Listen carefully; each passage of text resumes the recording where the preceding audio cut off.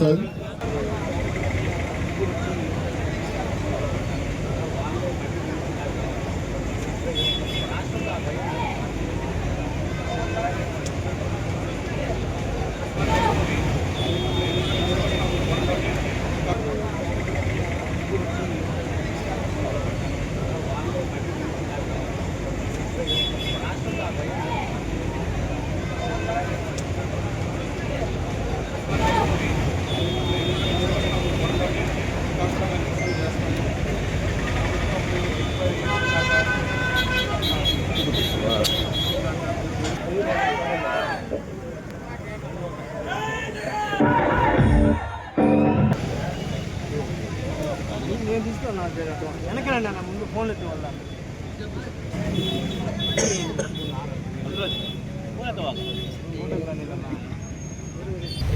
మాజీ ముఖ్యమంత్రి వైఎస్ఆర్ కాంగ్రెస్ పార్టీ అధ్యక్షులు శ్రీ వైఎస్ జగన్మోహన్ రెడ్డి గారు ఇచ్చిన పిలుపు మేరకు కోవూరు నియోజకవర్గంలో 3వ రోజు విడవలూరు మండలం కొడవలూరు మండలానికి సంబంధించిన యువత, విద్యార్థి నాయకులు అందరూ కూడా ఈరోజు దీక్షలో పాల్గొంటున్నారు.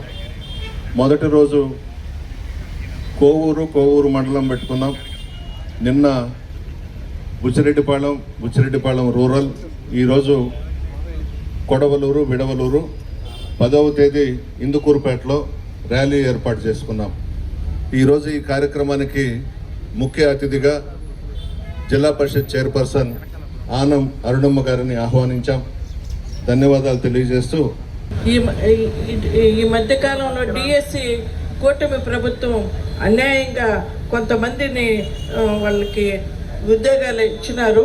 మన నాయకుడు మాజీ ముఖ్యమంత్రి వర్యులు వైఎస్ జగన్మోహన్ రెడ్డి గారు, మన నాయకుడు రిలే నిరాహార దీక్షలు మన జిల్లా వ్యాప్తంగా 2 రోజులు రిలే నిరాహార దీక్షలు మనం పెట్టినారు. అందుకని కూటమి ప్రభుత్వం ఎగ్జామ్ లేకుండానే వాళ్ళకి స్పోర్ట్స్ కోటాలో అన్యాయంగా ఉద్యోగాలు ఇచ్చినారు.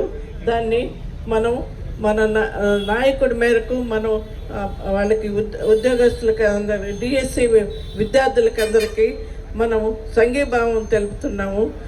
యువతకి 3,000 రూపాయలు నిరుద్యోగ భృతి ఇస్తానని ఆ రోజు హామీ ఇచ్చిన విధంగా 2 సంవత్సరాలు పూర్తి అయిపోయిన చంద్రబాబు నాయుడు దాని గురించి ఏ విధమైనటువంటి నిర్ణయం తీసుకోలేదు.